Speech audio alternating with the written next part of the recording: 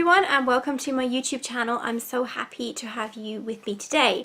We are talking about the C word today. Yes, Christmas. I said it. Yes, I did. Unfortunately, because it is November, I think we can safely say that Christmas is definitely on the way. And if you're anything like me, I always am a struggle to try and find gifts that I can give away to my arty friends, my craft friends, or as my husband likes to call them, my arty farty friends. Then this tutorial is definitely for you. For the whole month of November, I am sharing with you 3 different tutorials that you can make easily and give away to your friends and make them completely customizable. So today's tutorial is part 1 of 2 and we are going to be making our own envelope journal. I'm really in love with how this little journal turned out and I think it's going to be a perfect present to give away to that special crafty person in your life. You can fill it with lots of little goodies, there's lots of nooks and crannies for you to fill up, and I hope that you enjoy the tutorial. So before we get on, I have one thing that I want you to do. I want you to subscribe, please. If you haven't already, subscribe to my channel because then you will get notifications of all the amazing gifts, tutorials that I have coming up for this month and also all the cool content that I have coming up for the next few months. So without further ado, we'll get on to the content. I hope that you enjoy the tutorial. Thanks so much for watching. So hi everyone and welcome to part 1 of my envelope journal tutorial. So this envelope journal I think will make a really nice gift for someone because it's really simple to put together and it's really easy to customize it. So this is just a sample of one that I made up just to kind of test out all the different parts of it. There's a few bits I'll be doing different for the one that I'm going to show you. I made the cover is made out of 2 envelopes. And I've cut down the front flap of one of the envelopes so that you can pop in maybe some nice little items there, some cards or some tags or a special message. You can pop that into there for them. And I've got just some different papers here cut to different sizes. And then the inner sheet is some smaller envelopes, and this is where I'm going to vary what I did here slightly because I think I figured out a better way to make it work than I have. So there's just some mixed media paper in here, just plain paper, because if you're giving it as a gift then you'll want it to be fairly plain, and I covered the outside. So for part 1 we're just going to be constructing the journal and I'll show you all the steps for that, and then part 2 will be the decorating the front of the journal and the inserts as well. So we'll get on with the making. So for this journal you'll need 2 envelopes. The size is not really important. The only thing that's really important is that the 2 envelopes are the exact same size. So if you don't happen to have envelopes, I had these craft brown envelopes, you can get loads of envelope templates online and you can make your own, so you can vary the size. So it really doesn't matter what size it's going to be. These are just some envelopes that I had lying around. So for this project, what I'm going to do first, the first thing that I'm going to do is I'm going to cut down a little bit of the envelope here, because I found that when I was working with the original it was very tricky to cut down the flaps when I had already gotten them put out here. So the first thing I'm going to do is just cut in a little bit. So I'm just going to mark maybe, I think maybe just 1.5 inches from the edge. I'm going to cut it now before it goes into the book, just so it's easier for me to handle.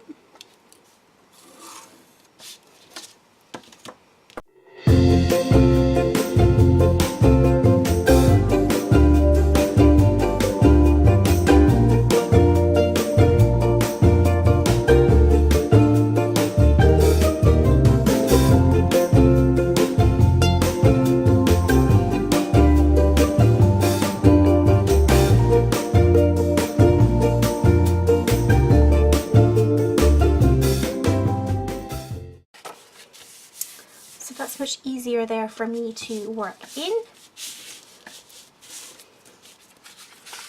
So to make the cover of the journal, it's really very simple. You just fit one flap of one envelope inside the other.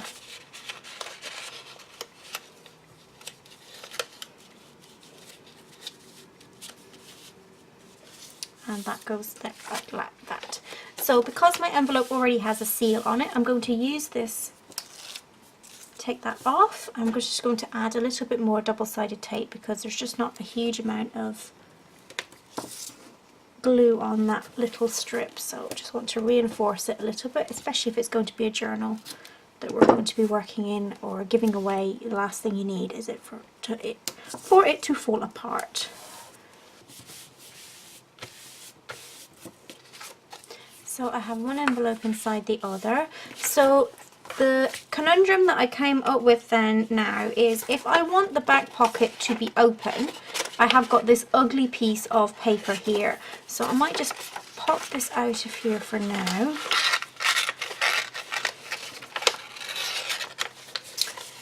And it's very difficult to stick this with double-sided tape inside here because it's quite tricky to get it folded in. So I think what I might do is I'll take this off, and I think I might just cut this off altogether.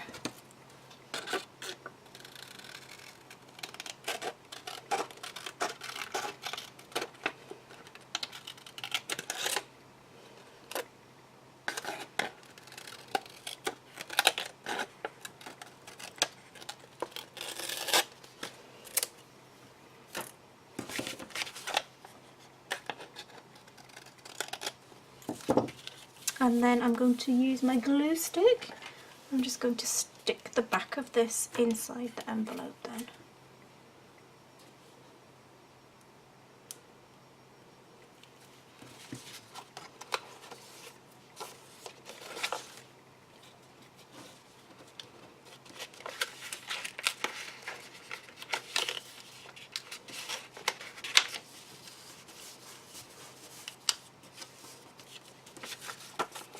So then the back of my envelope is still open, and the front one is open as well, but just has a smaller pocket that you can pop things in.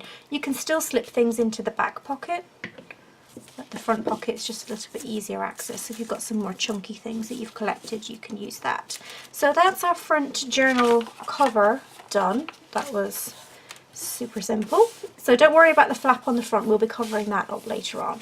So we've got our smaller pocket that we cut down on the front and the original envelope size at the back here. So I'll just pop that to one side for now.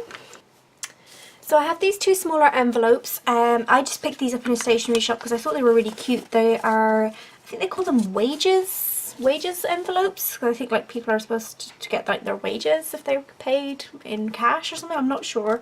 So that's these little ones. Again, you can make a template for this, or you can use an existing one that you have if you don't have this exact size. I just like the really small size. So in my original, what I had done was I had put them together the same way that I'd put the cover together here. But what I found was it was very hard to fold it over. The envelopes are quite thin and they're not really very sturdy. So what I'm going to do for this version is I'm going to stick them side by side. So the first thing I'm going to do is take off the flap of the envelope because I really don't need that. And then what I'm going to do is I'm going to stick these together side by side so that I keep the strength of the full pocket rather than trying to cut into it and cut down. So I have got this thinner duct tape. It's not washi tape. It's much thicker, so it is proper duct tape, but it's got the design on it. So I'm going to stick a line of this down the middle here on the front and on the back to reinforce it. Now if you don't have this, you can use washi tape, but for washi tape I would definitely recommend that you put an extra layer of double-sided tape down first before you put down the washi tape. So put the double-sided tape down and then stick the washi tape to the double-sided tape. The reason for this is that, you know, washi tape is fantastic for like decoration and things like that, but on something that you're going to be using a lot, it's liable to come apart or kind of lift up at the sides, and that's the last thing you want to have for your journal. So I'm going to stick this down.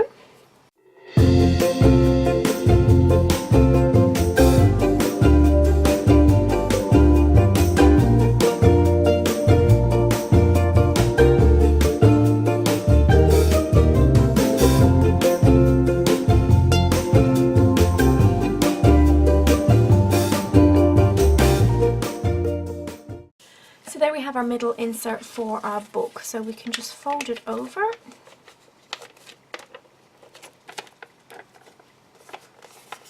So this is going to be on the inside of my book.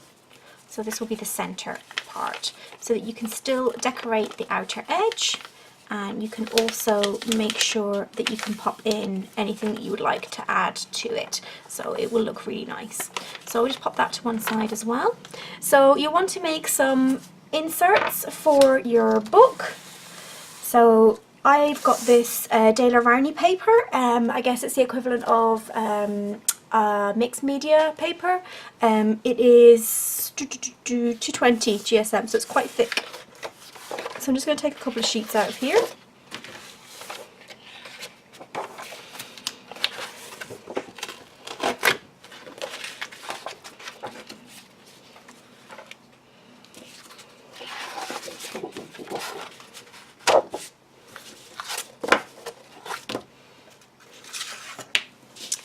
So I just see, I don't want it exactly the same. Now it just so happens that the envelopes are slightly wider, so that's perfect for the project, so that we have a little bit of a gap. So I'm just going to mark where these are.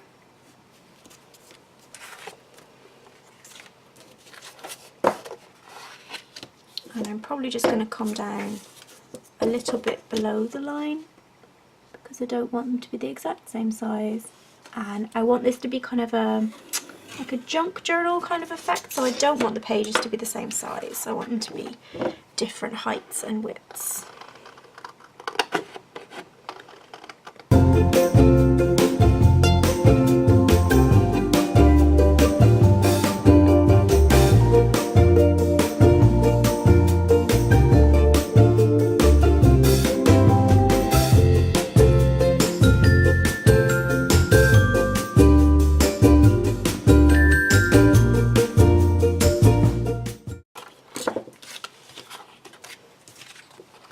So I have my inserts here.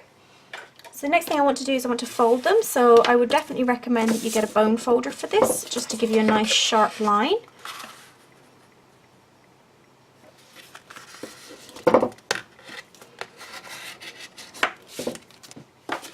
So then it's just a case of putting your inserts in an order that you like. So I think I'm going to have a big one here, and my small one.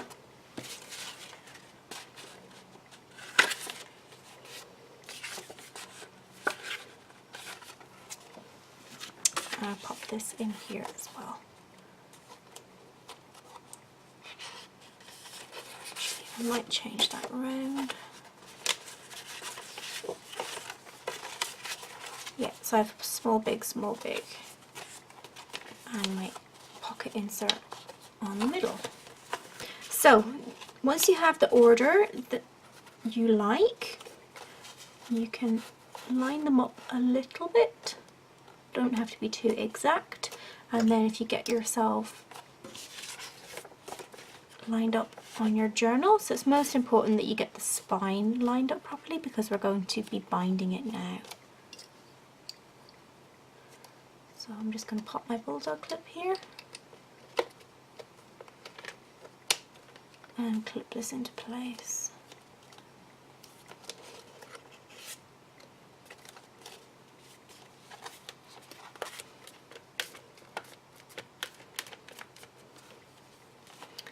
So we're going to be doing a pamphlet stitch for this, so we are going to need to have 5 holes. So my cutting mat, and I'll just get my sharp poker tool.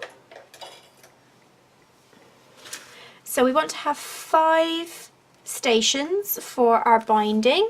So I don't normally measure too much when it comes to something like this, because it is a junk journal and it doesn't need to be exactly perfect.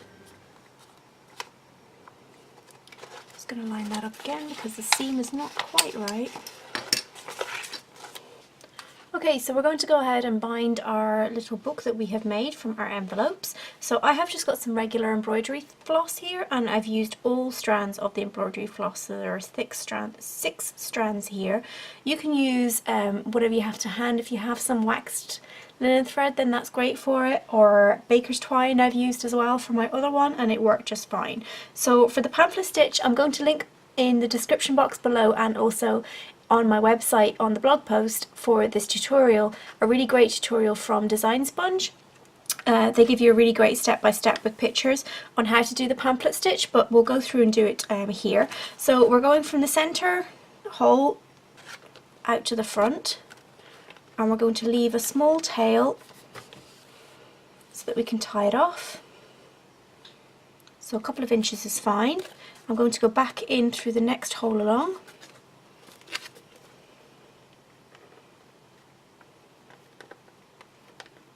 This little envelope is a bit tricky because it's not really secure to anything right now, but once we get this stitch in, it will line up much better.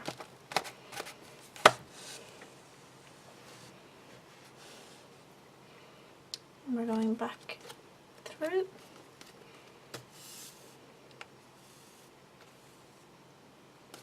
And then we want to go back in.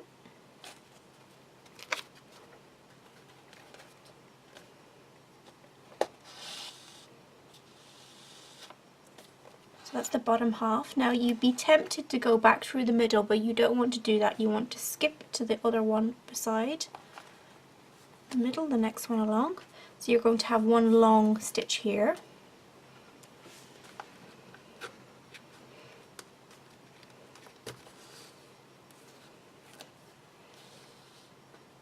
Just make sure you pull it tight as you go. And then we're going back in through the top hole.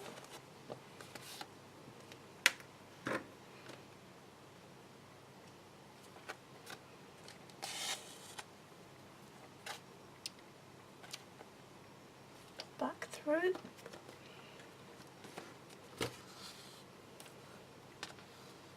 And then we're going to come back up through the middle stitch again.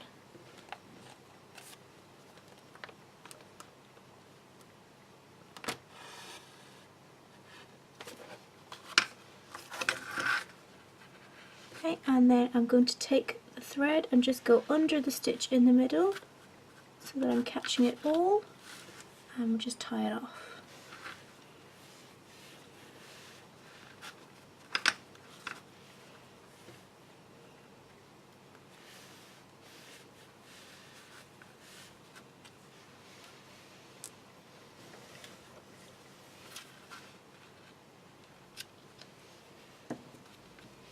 Now you can do it the opposite way so that the knot is on the other side, but I prefer to have the spine completely flat, and with the coloured tape that I have in the middle you can't see the stitches too much anyway.